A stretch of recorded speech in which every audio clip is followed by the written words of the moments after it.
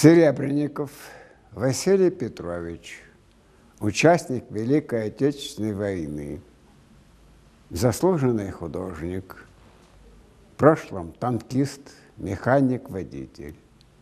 Я вам прочитаю стихотворение «Победа».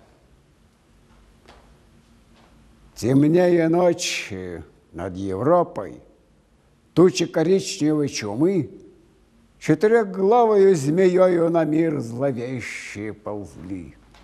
И голубую радость неба взорвал, порвал бездонный гром. Тяжелый смрад круповской стали сорвался огненным дождем. Горела высь, горели дали, ревели марши, охал стон. Враг дым торжественно вдыхая, жизнь выжигал звериным злом.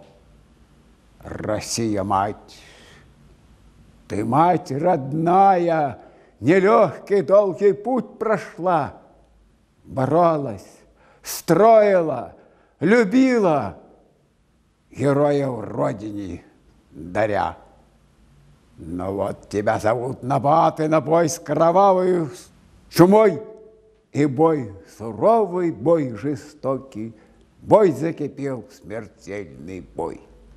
Грудь в грудь накатывались валы, сшибались скрежете штыки, и, умирая, подымались великой Родины сыны. Не ведал враг, какая сила неистребимая жила, солдат, где жила мать Россия, мать славных подвигов жила.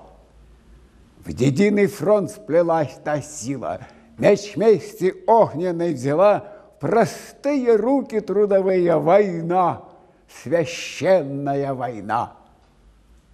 Пахали, сеяли, ковали, голод сжигал, валил с ног сон.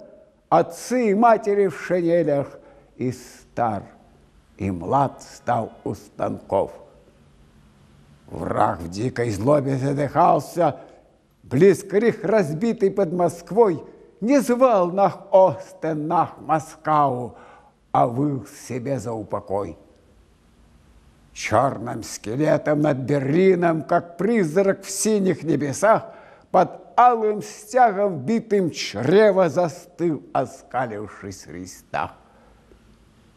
Победа близкая, родная, от тишины по телу дрожь. Люди смеялись, обнимались от счастья, плакали до слез.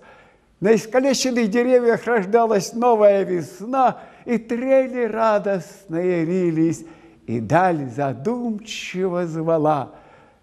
Звала солдат, что превратились навеки в белых журавлей, звала детей, звала знакомых, отцов и добрых матерей.